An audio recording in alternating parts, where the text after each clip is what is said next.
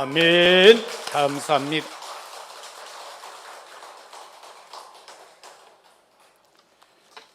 오늘도 하나님께서 우리의 찬양의 하늘 문을 여시고 역사하실 줄로 믿습니다. 날씨가 갑자기 더워지는 혹서기가 되어졌습니다. 오늘도 함께 모여 예배드리는 은혜 가운데 있게 되어졌습니다. 다윗의 일생을 보면 참 어려움 가운데 신앙생활을 하죠.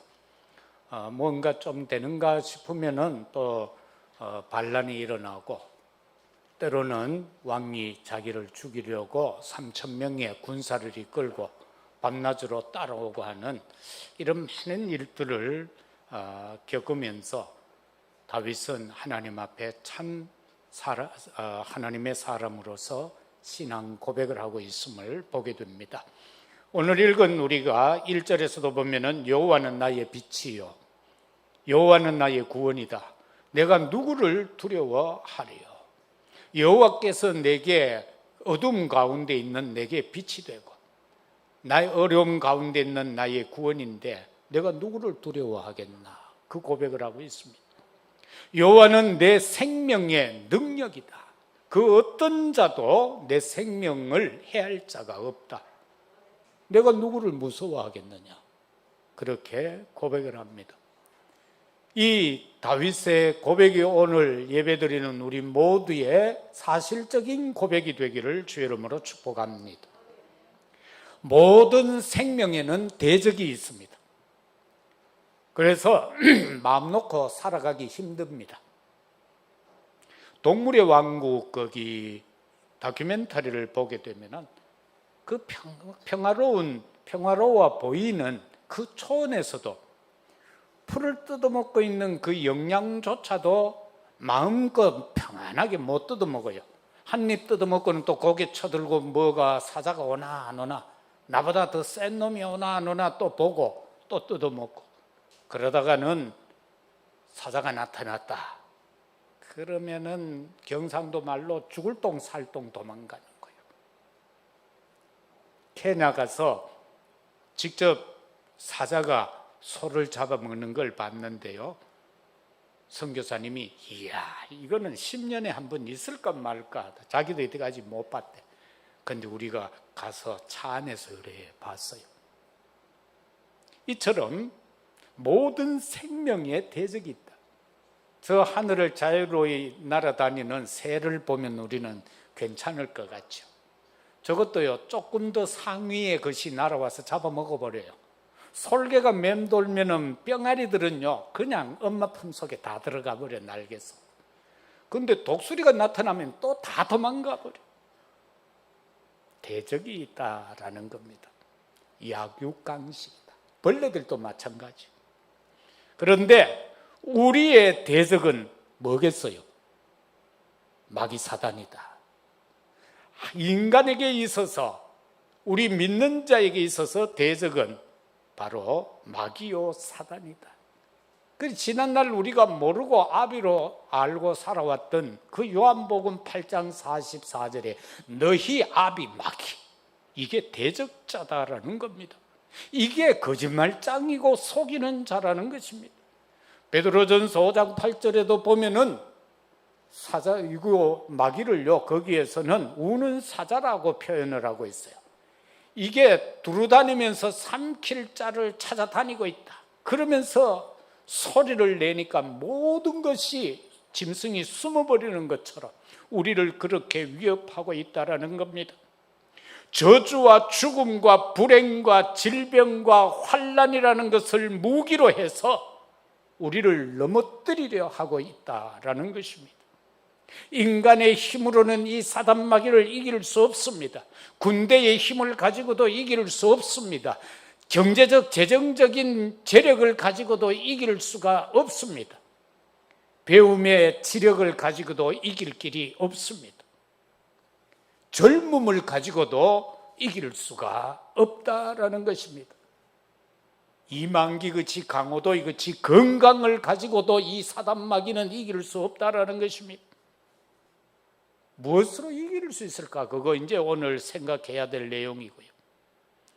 그렇다면 우리는 사단과의 영적 싸움은요, 양보할 수 없습니다. 절대 타협할 수 없습니다. 사단과 영적 싸움은요, 반드시 이겨야 합니다. 뭘 가지고 이기느냐? 여자의 후손, 바로 메시아, 그 이름을 가지고 이겨야 합니다. 교회를 예표한 방주 되신 예수 그리스도를 가지고 이겨야 합니다. 바로 희생 제사에 드려졌던 어린 양의 피로만 이길 수가 있습니다. 사단의 세력을 꺾지 않으면요, 우리의 삶은 실패합니다. 돈이 없어 실패하는 것이 아니고, 명예로운 어떤 직위를 가지지 않아서 실패라는 것이 아니라, 내 배후에서 역사하는 사단의 힘을 꺾지 않으면은 그 삶이 실패적인 삶이다라는 것입니다. 사회 이길 길은 하나님의 도움밖에 없습니다. 우리를 돕기 위해서 하나님께서 보내주신 그 메시아 예수 그리스도 이름으로만 이길 수 있습니다. 이러한 많은 어려움이 있어도 다윗은 고백하잖아요. 내가 태어나리로다.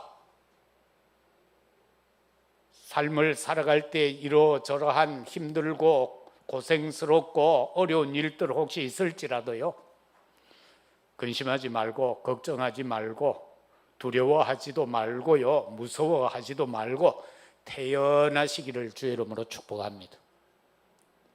태어나 날락하네. 태어나세요. 사단이 막 우리를 넘어뜨리려고 할 때 우리가요, 태어난 모습으로 주역하고 있으면은 마귀 사단이 힘이 빠져가 가쁩니다. 아, 저 내가 안 되겠구나. 내 힘으로는 안 되겠구나. 그런데 솜털만 건드려도 반응이 일어나면요, 사단이 기쁘고 즐겁고 소망스러워 가지고 자꾸 건드는 거예요. 솜털만 건드려도 반응이 일어나. 그죠? 누가 옆에서 한번 안 쳐다봐도 그만 반응이 일어나. 옛날에, 요즘은 안 그런데 옛날에 보면요, 그런 분들이 있더라고. 목사님 오늘은 왼쪽 5번 보고 오른쪽은 2번밖에 안 봤다. 그런 분들도 있어요.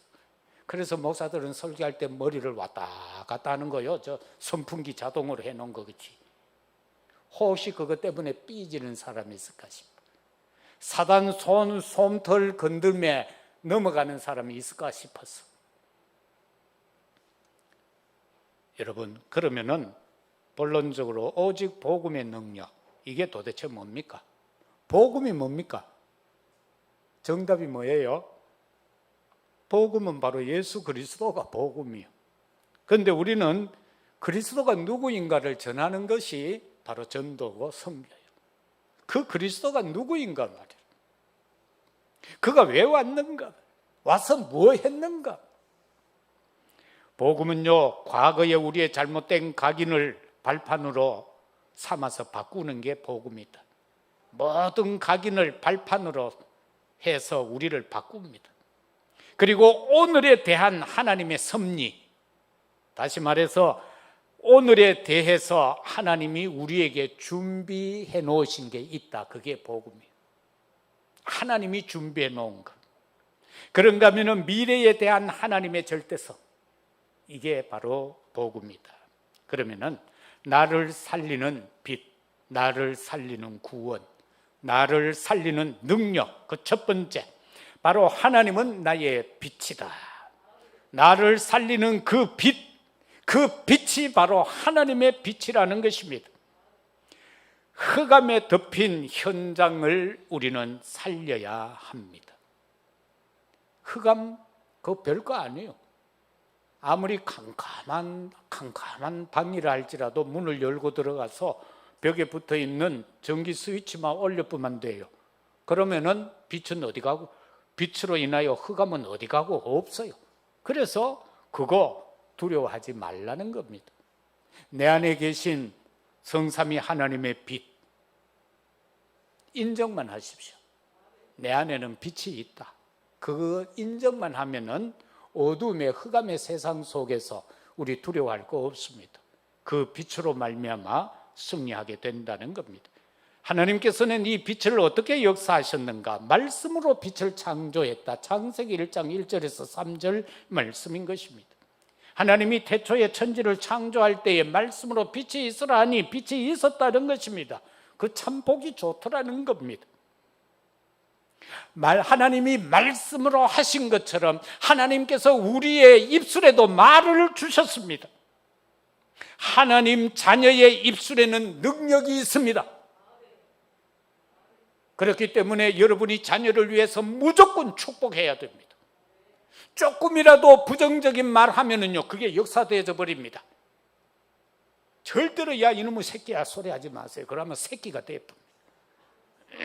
그 제가 옛날에 그랬죠. 싸움 잘하는 놈이 있으면은 야 이 국회의원 될 놈아, 그렇게 하세요. 그럼 돼요. 거짓말 잘하는 놈이 있으면은 야 이 또 국회의원 될 놈아, 그렇게 하면 돼요. 거짓말을 무지무지 많이 한다. 야 이 대통령 될 놈아, 그렇게 축복하세요. 그 말대로 되는 거예요.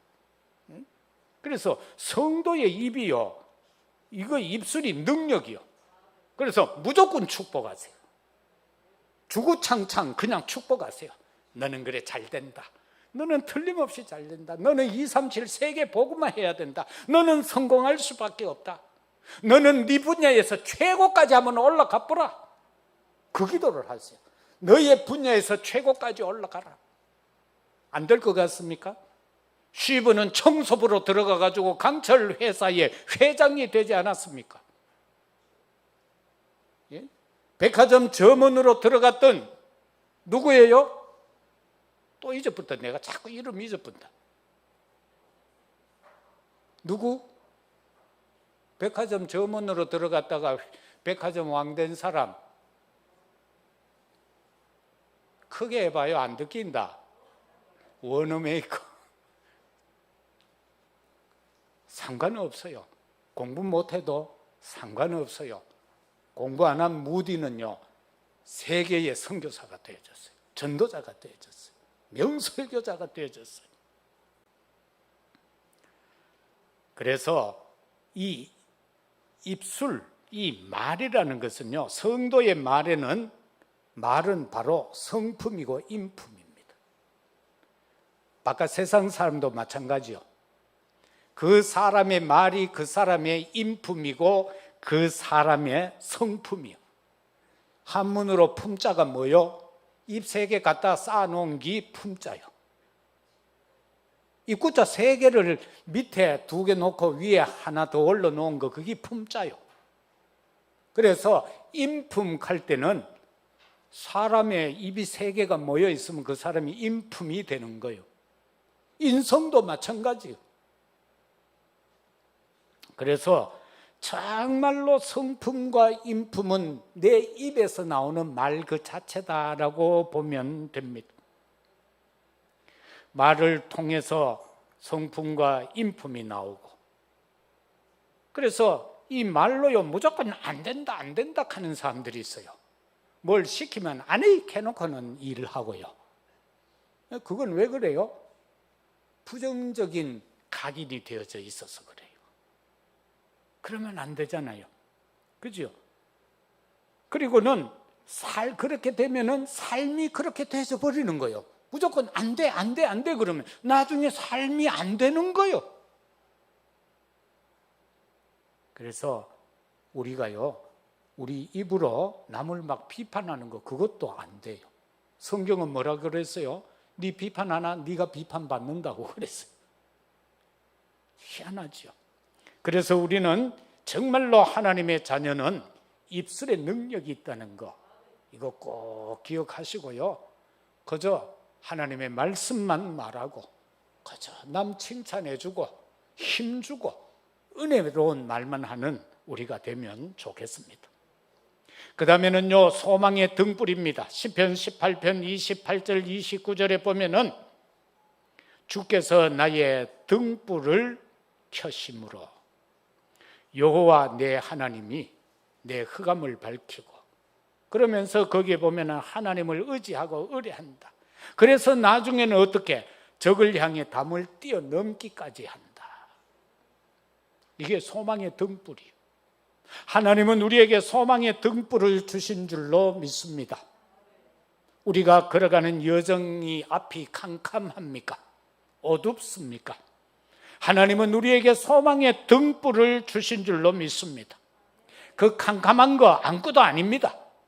어두운 거 아무것도 아니다는 거예요. 뭐라는 겁니까? 위장된 현실에 속지 마라. 사단이 막 위장 전술을 써요. 거기에 속지 마라. 그 위장된 것에 속지 마라라는 겁니다. 성도의 소망은 항상 주님께 있는 줄로 믿습니다. 다른 것 바라보고 염려하고 근심하고 주님 외의 것을 의지하는 것, 그 자체가 시험입니다. 남이 내게 시험 주는 게 아니고 내가요, 하나님 외에, 주님 외에, 성령 외에 자꾸 바라보고 의지하면 그게 시험이다. 그 자체가 시험이다. 그래서 정말 우리는요, 항상 주만 바라봐야 돼. 시편 84편 11절에 보면은 여호와 하나님은 해요 방패시라. 여호와께서 은혜와 영화를 주시고 정직히 행하는 자에게 좋은 것을 주신다. 복음 안에서 복음 따라 주님이 하시는 대로, 성령이 이끄시는 대로 살아가는 게 정직한 거예요. 우리가 뭐 세상에 윤리 도덕적으로 정직하라, 그게 기준이 아니고 하나님, 성삼위 하나님의 인도대로 따라가는 그게 정직한 거라. 그런 자에게 하나님은 좋은 것을 주신다. 그렇게 약속을 해 주셨습니다.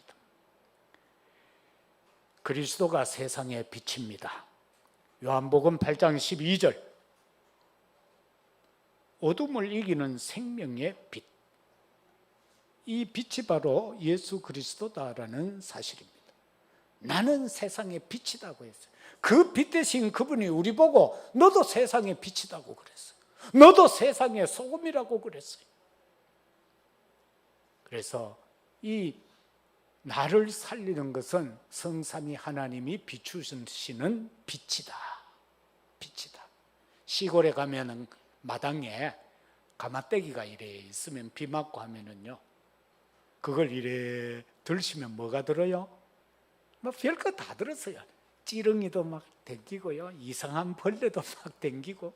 그런데 그걸 확 걷어버리고 햇볕이 쫙 비치면은요,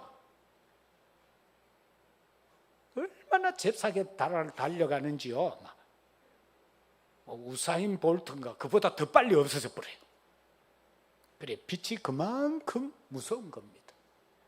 바로 모든 것, 어두움, 흑암을 물리칠 수 있는 빛이 바로 여러분 안에 있는 줄로 믿습니다. 나를 살리는 구원, 그것은 바로 그리스도가 나의 구원이다라는 사실입니다. 다윗은 일평생 동안 하나님 앞에서 많은 고민을 했습니다. 음침한 골짜기로 다녀야 했고, 환난을 당해야 했고, 재난을 당해야만 했습니다.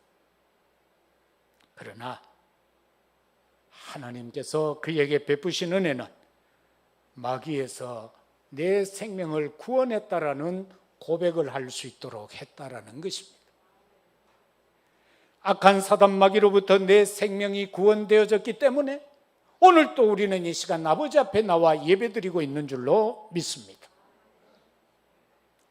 살리는 그 이름, 구원의 이름, 그게 바로 뭡니까? 마귀를 아비로 삼고 살아가는데 이 아비라는 놈이 맨날 우리한테 거짓말하는 거예요. 애비가 돼가지고는 맨날 우리를 속이는 거예요. 그런데 거기에 아버지 카메 따라다녔는데 여자의 후손을 보내주셔서 그 머리를 박살내버렸다. 그리고 그 권세를 꺾어버렸다. 우리에게 자녀 신분 권세를 회복시켜 주셨다라는 것입니다. 네피림 시대가 되어져서 모두가 지 마음대로 사는 거예요. 이거 하니까 좋더라, 이거 하니까 좋더라. 자기 생각나는 대로 계획하고 그 뜻대로 살아가는 것. 그런데 하나님은 그게 아니라는 겁니다. 그래서 방주를 주신 겁니다. 우리가 살 수 있는 것은 방주 대신 그리스도를 통하여 산 것처럼 오늘도 우리는 방주로 예표된 교회 안에서 이 시대의 흑암을 이길 수가 있습니다. 교회가 초라해 보여도, 세상의 잘난 자들이 볼 때에는 부족한 것이 많아 보여도, 하나님께서는 아무 조선에 대하여서 공부도 안 한 노아를 보고 방주를 지어라. 그런데 설계를 하나님이 하셨어요. 그래, 그대로 따르면 되는 거예요. 우리는 이 세상 살아가는 동안에 무엇 하나 제대로 우리가 알고 할 수 있는 것은 아무것도 없습니다. 내가 여기에 대해서 전공을 했기 때문에 이 일을 한다, 그거 아니죠. 하나님의 인도만 따라가면 되는 줄로 믿습니다. 그 발자취만 따라가면 되는 것입니다. 왜 너의 삶을 살아야 합니까? 그거야 힘이 없으니까 그렇죠. 왜 힘이 없어져 버렸습니까? 하나님이 하라는 세계 복음화를 안 해서 그런 거예요. 그래서 하나님은 거기에다가 노예로 보내가지고 그렇게 해서라도 당신의 하고자 하는 일을 이루시는 거예요. 그런가 하면 왜 포로가 되어져야 했습니까? 그도 막 같은 이유입니다. 왜 속국이 되어졌습니까? 또한 같은 이유입니다. 오늘 이 시대를 살아가고 있는 우리는 영적으로 내가 노예 상태인가, 영적으로 내가 포로 상태인가, 속국의 상태인가를 생각해야 돼요. 고민해야 돼요. 그리고 그런 게 맞다면은 우리는 이길 수 있는 이름을 우리에게 주셨으니 그 이름을 고백함으로 구원의 길에 이룰 수 있다는 것입니다. 그리스도는 나의 구원인데 그 중에 가장 중요한 단어가 하나 있어요. 임마누엘입니다. 그런데 이 임마누엘을 마태복음 1장 21절에서 23절에 쭉 말씀하고 있죠. 우리 죄에서 우리를 구원하고 우리를 구원할 그 이름이라는 겁니다. 그게 바로 예수 그리스도 임마누엘이라는 것입니다. 임마누엘이 어느 정도의 말인가 하면은 인간의 모든 가치와 능력의 기준이 임마누엘입니다. 이게 저와 여러분들에게 확실히 믿어져야 돼요. 나의 모든 가치, 나의 모든 능력의 기준이 임마누엘이다. 이거 믿어야 되는 겁니다. 왜 불신자를 보고 짐승 같다고 하는 줄 압니까? 임마누엘이 안 되기 때문에 짐승 같다는 거예요. 그들의 가치가 성삼위 하나님이 아니기 때문에, 그들의 기준이 성삼위 하나님이 아니기 때문에. 그런데 우리의 가치는 성삼위 하나님이시다. 나에게 있어서 기준은 성삼위 하나님이다. 그게 바로 임마누엘이다. 그게 임마누엘이다. 이 그리스도 나의 구원이라고 할 때에 그리스도가 뭡니까? 하나님과 관계 회복입니다. 아비 마귀한테 속아가지고 비참하게 실패하는 아담 하와, 그게 고스란히 우리한테 전달돼가 우리는 구경도 못했는데, 선악과 구경했습니까? 구경도 못했는데 우리는 원죄의 나락에 떨어졌어. 그래서 예수 그리스도 아니면 안 되는 거예요. 요한복음 16장 6절, 내가 곧 길이요 진리요 생명이라 나로 말미암지 않고는 아버지께로 올 자가 없다. 하나님을 떠나게 되어졌는데 하나님을 만나는 길은 예수 그리스도밖에 없다. 맞습니까? 예수 그리스도밖에 없습니다. 그 예수님이 우리에게 말씀합니다. 요한복음 6장 55절 이하에서 나는 참된 양식이다, 나는 참된 음료다라고 말입니다. 그러면서 우리에게 말합니다. 영원히 살리라. 영원히 산대요. 아담 하와를 통하여서 마귀 사단에게 쏘가가지고 에덴에서 추방되고 죽을 수밖에 없는 인간이었는데 예수 그리스도를 통하여서 우리에게 말씀합니다. 영원히 살리라. 저와 여러분은 영원히 살아갈 존재인 것입니다. 그래서 하나님과 관계 회복하는데 지식이 필요한 거 아닙니다. 막 어떤 사람들은 성경을 쪼개고 하는데요, 성경을 쪼개면 안 돼요. 그대로 믿어야 되는 거예요. 절대로 여러분 성경 공부한답시고 막 성경 쪼개지 마세요. 하나님의 말씀은 그냥 믿고 따라가면 되는 겁니다. 칼빈이 뭐라고 그랬어요? 말씀이 가면 나는 가고 말씀이 멈추면 나는 멈춘다고 했어요. 그리고 칼빈은요, 죽기 전에 온 신구약 66권 다 해석을 하고 주석을 달고는 요한계시록은 주석을 안 했어요. 이거는 너무 신비로워서 나는 할 수가 없다. 그런데 칼빈 주석에 보면 요한계시록도 있어요. 그건 나중에 제자들이 선생님 이름으로 해가 떡 해놓은 거예요. 그러나 칼빈은 나는 요한계시록은 해석할 수 없다. 너무 신비로웠어.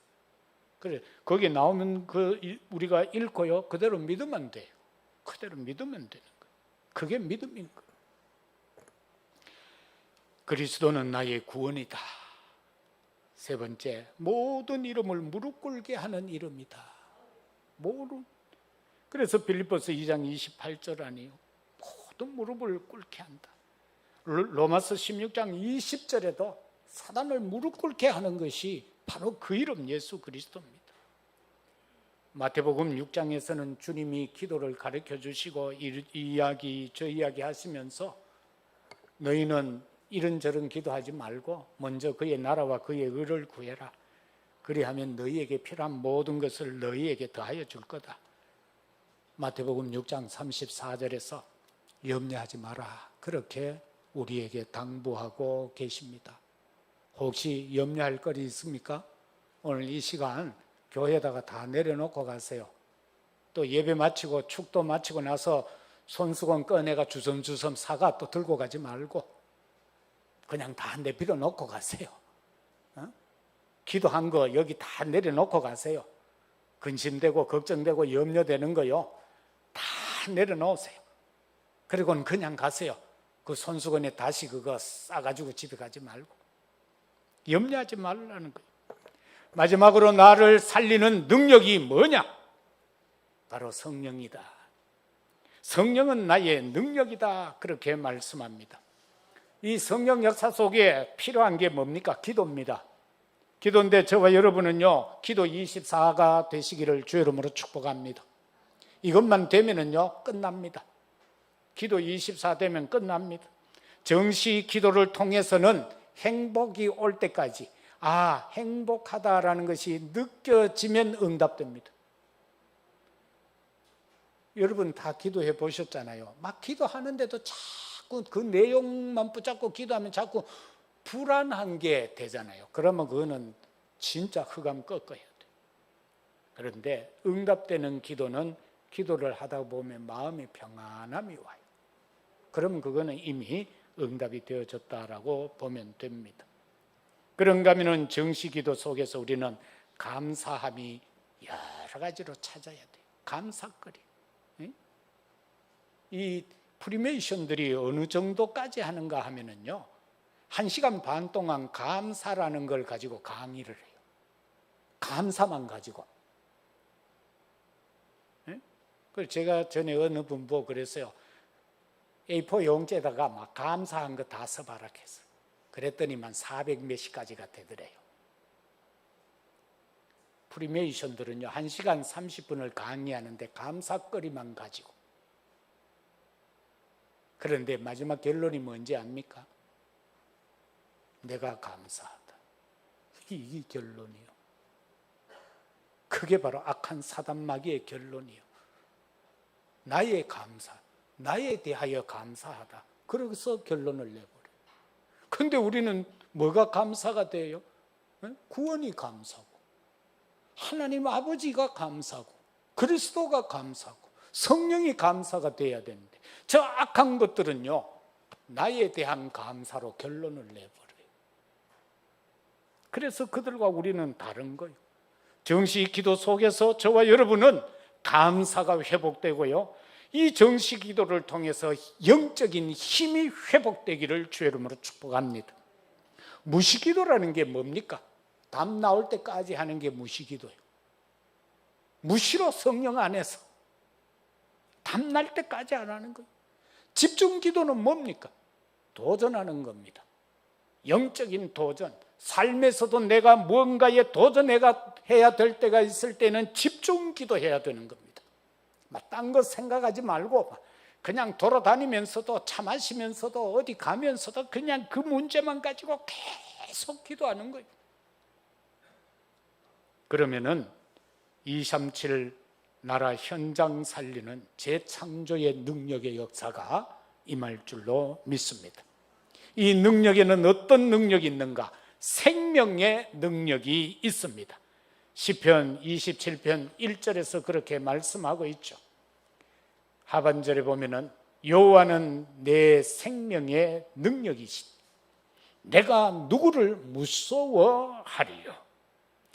나에게 참된 생명의 능력이 주어졌기 때문에 무서워할 거 없다라는 것입니다. 창세기 2장 7절에서는 하나님께서 우리에게 코에 생기를 불어넣으니 생명이 된지라. 생명의 능력을 하나님께서 우리에게 불어넣어 주셨다라는 사실입니다. 성령의 바람을 우리에게 불어넣어 주셨다, 그 말씀인 것입니다. 그래서 무서워할 거 없다. 오순절 성령 체험한 초대교회 성도들은요, 로마 250년 동안의 열 황제가 핍박했는데 그거 무서워하지 않았습니다. 바리새인들이 핍박하는 거, 조롱하는 거, 그거 무서워하지 않았습니다. 내 안에 생명의 능력이 분명하다면 우리를 대적하고 우리를 핍박하는 것에 대하여 무서워할 이유가 없습니다. 성령의 나에게 주어지는 능력이 뭡니까? 증인의 능력입니다. 오직 성령이 너희에게 임하면 너희가 권능을 받고 예루살렘, 유대, 사마리아 땅끝까지 이르러 내 증인이 되리라. 시편 31편 6절에서도 강하고 담대하라, 그렇게 말씀하고 있습니다. 하나님께서 저와 여러분들에게 주시는 이 증인의 능력, 이거 저와 여러분들이 분명히 붙잡아야 됩니다. 아까도 말했죠. 증인의 능력이 뭡니까? 성도의 입술의 말이라고 했습니다. 그러면 우리의 입술에서는 뭐만 증거되어져야 합니까? 예수님이 그리스도라는 거, 예수님이 아니면 안 된다라는 거, 거기에 대한 증인이다라는 사실인 것입니다. 성령이 어떻게 나에게 능력으로 나타납니까? 가르치고 생각나게 하는 능력이 성령의 능력입니다. 때로는 영적으로 답답함이 있을 때 하나님의 언약의 말씀을 붙잡고 깊이 묵상해 보세요. 그러면 성령께서 나의 문제에 대하여 가르침이 올 것입니다. 그리고 답답한 심령 속에 생각나게 할 겁니다. 그래서 그 문제를 풀어가게 만든다라는 사실입니다. 자꾸 문제 해결을 위해서요, 사람하고 만나서 자꾸 하면은 점점 더 꼬여들어요. 히스기야가 한번 보세요. 아람이 침략하니까 막 애굽에다가 군병을 요청하잖아요. 근데 그거 아니잖아요. 결과적으로는 하나님 앞에 가서 하룻밤 벽을 향하고 하나님 앞에 기도했는데 아침에 일어나니 18만 5천 명이 죽어버렸다. 바로 그런 것을 말하는 겁니다. 정말 하나님께서, 성령께서 여러분의 문제에 대하여 여러분이 기도할 때에 여러분에게 가르치고 여러분으로 하여금 생각나게 하는 능력이 회복되기를 주의 이름으로 축복합니다. 그 속에 있으면은 근심할 필요도 없고 무서워할 필요도 없다라는 것입니다. 말씀 맺겠습니다. 나의 모습, 삶, 아니면 여러분 옆에 있는 분들 퍼뜩 한번 보세요. 너무 자세히는 보지 말고 퍼뜩 한번 보세요. 옆에 분 한번 보라고. 어떤 것 같아요? 모습이. 아니면은 자신을 놓고 한번 생각해 보세요. 이 주간 나의 삶은 어떠했는가? 이 주간 나의 삶은 어떠했는가? 나를 바라보고 누군가가 예수 믿고 싶은 마음이 생겼을까? 누군가가 예수 믿고 싶은 마음이 생겼을까? 그게 바로 플랫폼의 천명입니다. 플랫폼은 뭐죠? 모이게 하는 거죠.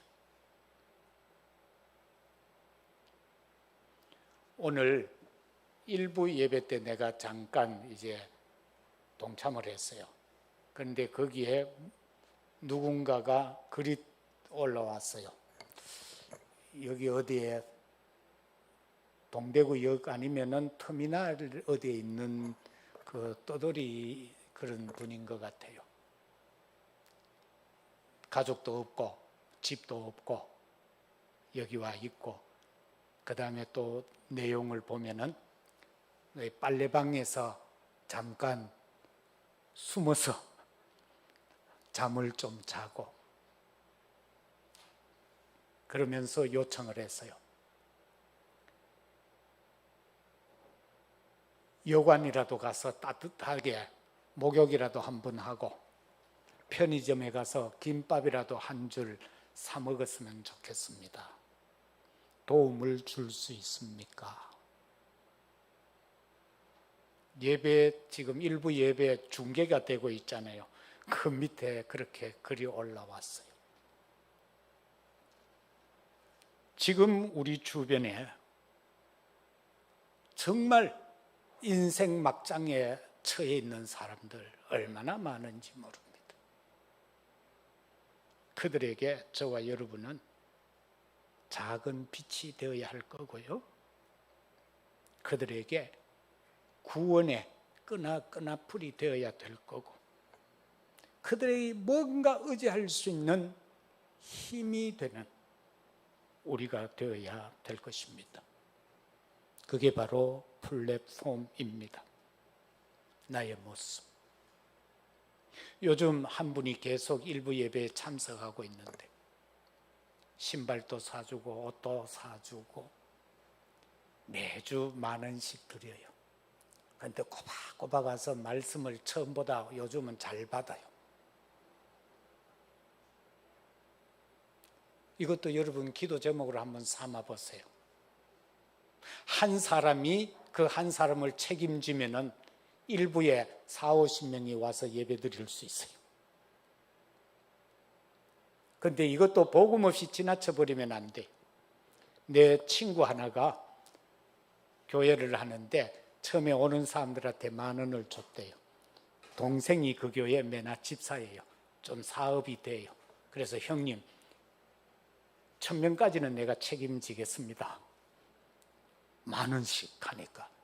그런데 처음에 한 해 오다가 그 다음엔 10명 오다 나중에는 본교회 교인보다 그 사람들이 더 많아져서 200명 이상이 왔어요. 그러니까 그게 보통이 아니잖아요. 200명이면 돈이 얼마입니까? 200만 원 아니요. 매주 200만 원 지출한다 하는 게 그게 쉬운 거 아니잖아요. 돈은 좀 벌지만 그걸 내한테 찾아왔길 그래 주지 마라. 복음을 전해야지. 교회만 오게 하면 그 가운데 믿을 수 있는 사람도 있겠지만은 그건 아니다.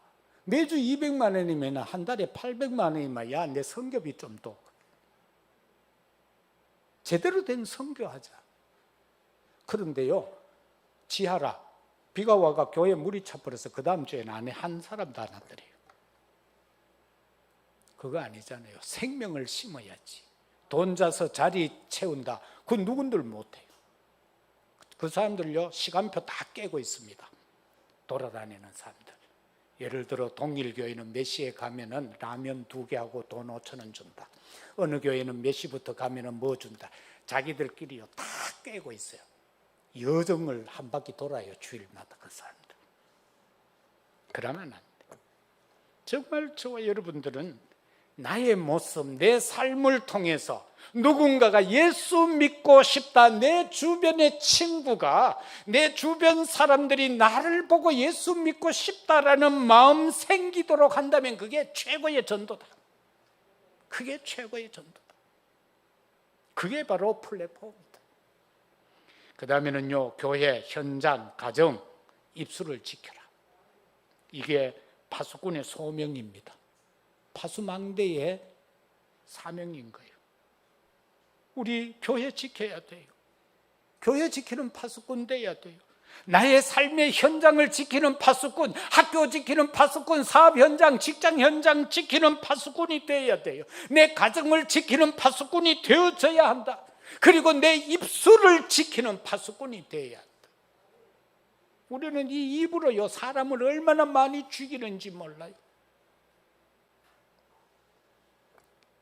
김정의만 나쁜 놈이 아니에요. 우리도 얼마나 많이 김정의 같이 사람 죽이는 줄로 몰라요. 그 다음에는 언약 전달과 소통하는 것, 이게 영적 안테나의 사명입니다. 이걸 한 주간 우리는 깊이 생각하면서 정말로 나를 살려준 하나님의 그 영원한 생명의 빛, 예수 그리스도의 구원의 능력, 성령의 능력의 역사, 이 속에서 정말로 하나님 앞에 붙들림 받고 쓰임 받는, 내가 살았으니 남을 살리는 일에 쓰임 받는 우리 모두가 되시기를 예수 그리스도 이름으로 축복합니다. 아버지 하나님 감사합니다. 성삼위 하나님께서 나를 살리는 빛이 되셨고, 나를 살리는 구원이 되셨고, 나를 살리는 능력이 되셨습니다. 우리도 우리의 삶 속에서 정말 나아가 한 생명에게라도 복음을 전하는 저희들이 되게 하옵소서. 우리 구주 예수 그리스도 이름으로 기도드리옵나이다. 아멘.